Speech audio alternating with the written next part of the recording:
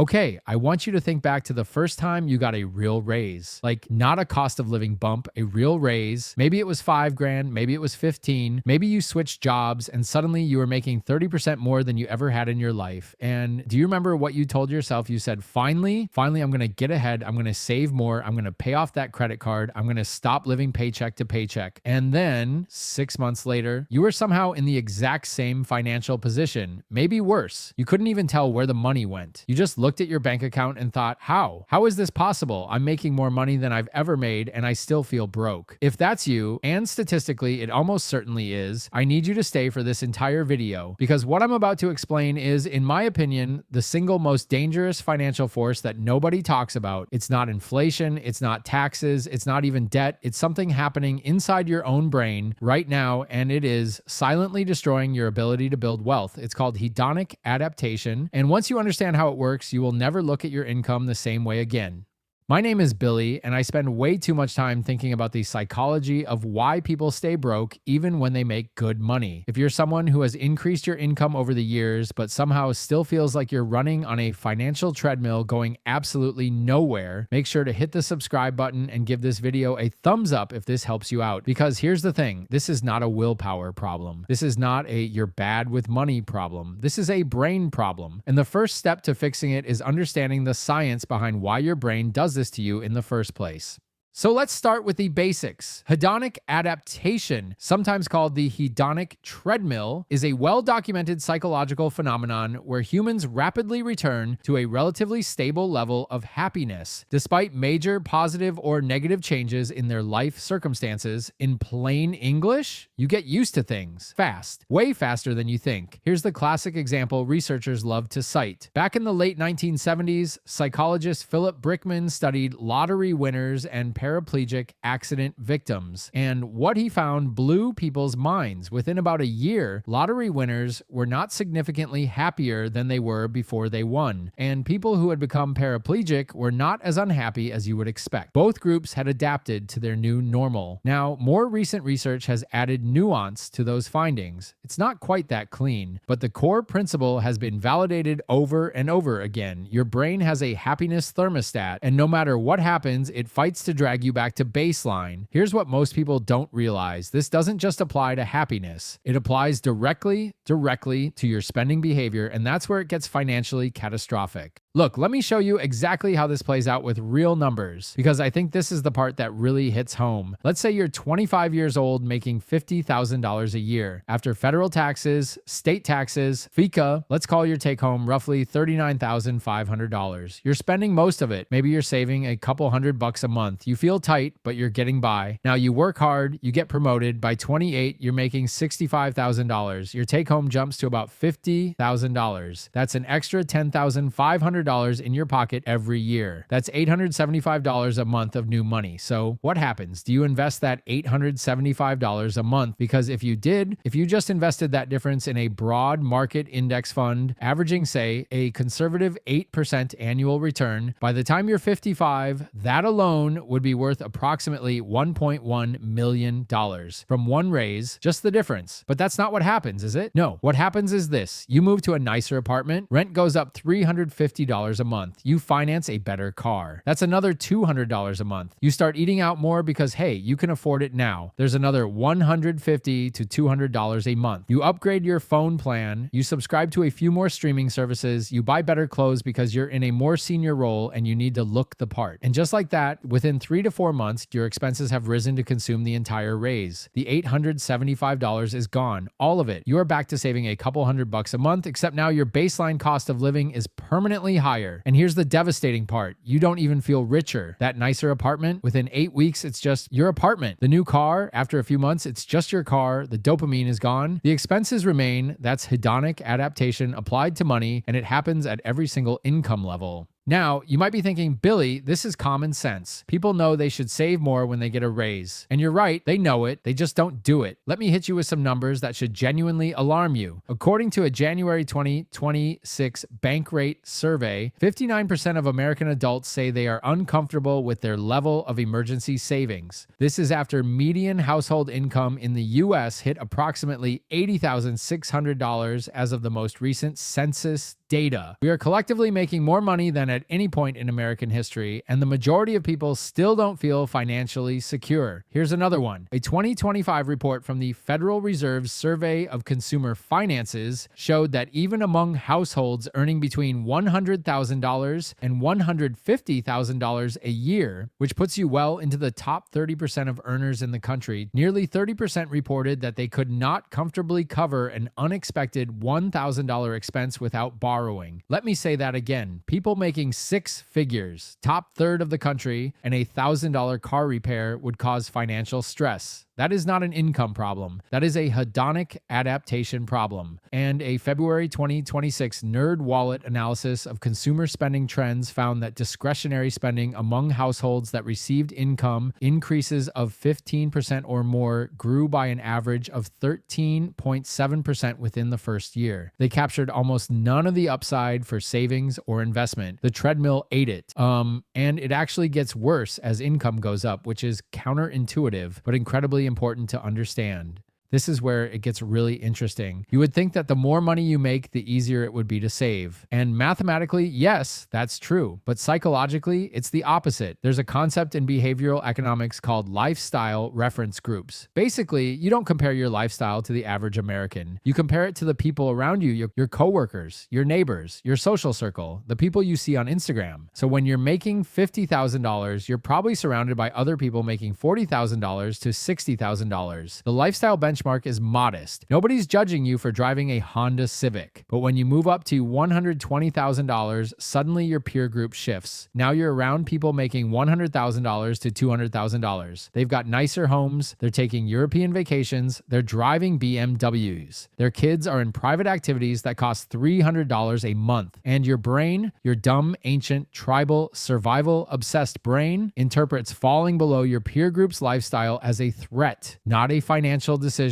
a social survival threat. Because for hundreds of thousands of years of human evolution, being excluded from the group meant death. Your brain doesn't know you're living in 2026. It thinks you're on the savannah, and if the tribe rejects you, you're going to get eaten by a lion. So you spend to match, not because you're stupid, not because you're irresponsible, because you're running software that was written 200,000 years ago, and it has not received an update. And this is why you see physicians with $400,000 in income who are functionally broke, lawyers making $250,000 with negative net worth, tech workers pulling in $180,000 who are living paycheck to paycheck in cities like Austin, Denver, and Raleigh, not just San Francisco anymore. The income isn't the problem. The adaptation is the problem. Let me introduce you to a related concept that makes this even worse. It's called the arrival fallacy, coined by Harvard psychologist Tal Ben-Shahar. The arrival fallacy is the belief that once you arrive, once you hit a certain income, buy a certain house, reach a certain milestone, then you'll be happy and then you'll start making smart financial decisions. Once I make six figures, I'll start investing seriously. Once I pay off my car, I'll max out my 401k. Once we buy the house, we'll buckle down. Here's the thing, you never arrive. Because the moment you get there, the goalpost moves. That's hedonic adaptation doing its thing in real time. The destination keeps changing because your brain recalibrates what enough means every time you level up. I've talked to people making $300,000 a year who told me with a straight face that they don't feel rich. And honestly, they're not lying. They genuinely don't feel it because their brain has fully adapted to a $300,000 lifestyle. And now it's eyeing $400,000 as the number that will finally bring peace. It never brings peace. All right, let me show you the long-term damage of this because I think when you see the actual math, it changes how you think about every future raise you'll ever get. Let's take two people. Both start earning $55,000 at age 25. Both receive average career income growth and end up making $120,000 by age 45. Same trajectory, same total earnings over that 20-year period. Roughly $1.75 million each in cumulative income. Person A practices what I call raise capture. Every time they get a raise, they take 70% of the increase and redirect it to investments before they ever get used to spending it. They live a good life. They're not eating rice and beans. They just never let their lifestyle fully absorb each raise. Person B does what most people do. They let lifestyle inflation consume about 90% of every raise. They save a little more each time, but barely. By age 45, assuming an 8% average annual return, Person A has an investment portfolio worth approximately $620,000. Person B has a portfolio portfolio worth approximately $115,000. Same career, same income, same 20 years, a difference of over $500,000, and it only accelerates from there because of compounding. By age 55, person A is looking at roughly $1.5 million.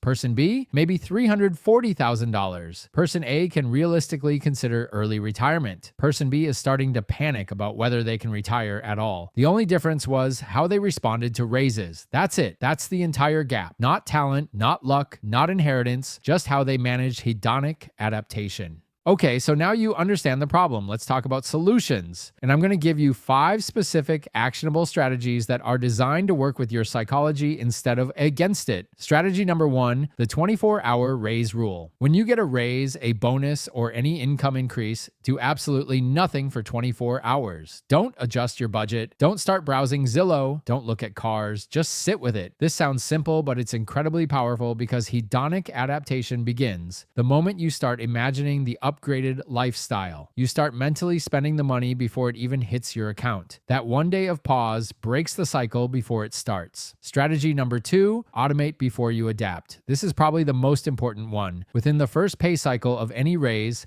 set up an automatic transfer so that at least 50% of the after-tax increase goes directly into an investment account, not your checking account, not your savings account where you can see it and feel tempted, a brokerage account, a Roth IRA if you still qualify, your 401k if your employer allows mid-year contribution changes. Here's why this works. Hedonic adaptation requires experience. Your brain can't adapt to money it never touches. If you were living on $4,200 a month and your take home goes up to $4,800 and you auto invest $300 of that increase, your lived experience is that you got a $300 raise. Your brain adapts to $4,500. You still feel the improvement, you still get some lifestyle upgrade, but you captured half the increase for your future self. You can't miss what you never had. As of early 2026, the Roth IRA contribution limit is $7,000 if you're under 50, $8,000 if you're 50 or older. The 401k employee contribution limit is $23,500 or $31,000 with catch-up contributions for those 50 plus. Most people are nowhere near these caps. Raise captures how you get there without feeling deprived. Strategy number 3, create a lifestyle inflation budget. Look, I'm not going to sit here and tell you to never upgrade your life. That's unrealistic and honestly kind of miserable. You should enjoy your money, but do it intentionally. Here's how. Every time you get a meaningful income increase, allow yourself one intentional lifestyle upgrade. 1,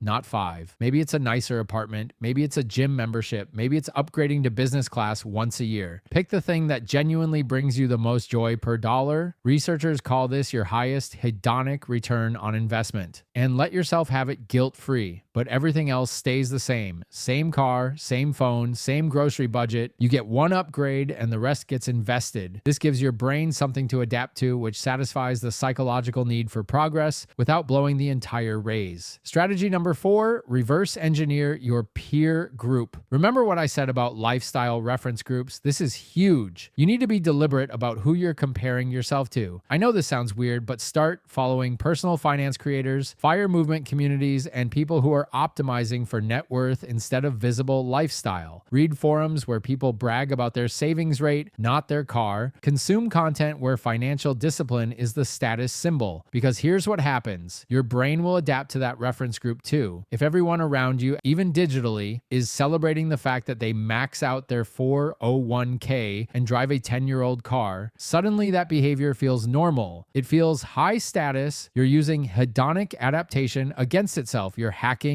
the system. Strategy number 5, track your lifestyle creep score. This one takes about 5 minutes a month and it is incredibly eye-opening. Here's what you do. Every quarter, calculate your lifestyle creep ratio. Take your total non-essential spending increase over the past 12 months and divide it by your total after-tax income increase over the same period. So if your take-home went up by $8,000 and your non-essential spending went up by $6,400, your lifestyle creep ratio is 80%. That means hedonic adaptation captured 80 cents of every new dollar you earned. Your target should be 50% or below, meaning for every new dollar of take-home pay, at least 50 cents goes to saving and investing. If you're above 50%, you know you've got a problem and you can course correct before it compounds into a 6-figure mistake. Let me share something that really crystallized this for me. I was talking to someone, I'll call him James, who reached out after watching one of my videos. James is 42. He's a project manager making $135,000 a year. By every external measure, he's doing great. But when we actually looked at his finances, he had about $40,000 in retirement savings, $12,000 in credit card debt, and a $680 car payment on a vehicle he admitted he bought because his coworker got one. And I asked him, what were you making 10 years ago? He said about $72,000. So his income had nearly doubled in a decade. I asked him if he felt twice as financially secure. He actually laughed. He said he felt less secure than he did at 72. And when we mapped it out, when we actually traced where the money went over those 10 years, when it was textbook hedonic adaptation, every raise had been absorbed, every bonus had been spent. He'd upgraded his lifestyle at every turn, each time thinking, this is the last upgrade, then I'll focus on saving. But here's the hopeful part. When I showed him the math, when he saw that if he just captured 60% of his future raises and invested them, he could still build a portfolio of over $700,000 by age 60, he was genuinely emotional because he realized it wasn't too late. The damage was real, but it was also reversible. He didn't need to make more money. He just needed to stop letting his brain spend it all before it hit his investment account. James sent me a message 4 months later. He'd automated $1,400 a month into a brokerage account. He refinanced the car and was on track to pay off the credit card in 7 months. He said the crazy thing was he didn't even feel like he was sacrificing. He'd adapted to the slightly lower spending level just as fast as he'd adapted to the higher one. That's the beautiful irony of hedonic adaptation. It works in both directions. You adapt to spending less just as quickly as you adapted to spending more. Your brain doesn't care which direction it goes, it just returns to baseline. Here's what I want you to take away from this video. Your income is probably not the problem. For most people watching this, you make enough money to build real wealth. The problem is that your brain is running ancient software that was designed to consume every available resource immediately because in the environment it evolved in, there was no guarantee of tomorrow. But you're not on the savannah anymore. You're in 2026. Tomorrow is probably coming. And if you don't override your brain's default settings, you will make $2 million, $3 million, maybe $5 million over the course of your career. And you will end up at 65, wondering where it all went. Hedonic adaptation is not a character flaw. It's a feature of human psychology. But like any feature, once you understand it, you can manage it. You can automate around it. You can build systems that protect you from it. You don't have to live like a monk. You just have to stop letting your brain silently auction off your financial future one small upgrade at a time. So here's my challenge to you. The next raise you get, whether it's next month or next year, capture at least 50% of it before you feel it. Automate it into investments the day your new pay goes into effect. Give your brain no chance to adapt to having it. That single decision repeated across your career is worth hundreds of thousands of dollars, possibly millions, and it costs you nothing except the willingness to tell your ancient brain, not this time. If this video helped you, hit that subscribe button and leave a comment telling me your lifestyle creep ratio. Be honest. I want to see the real numbers and share this with someone you care about who just got a raise. They need to hear this before the treadmill starts. I'll see you in the next one.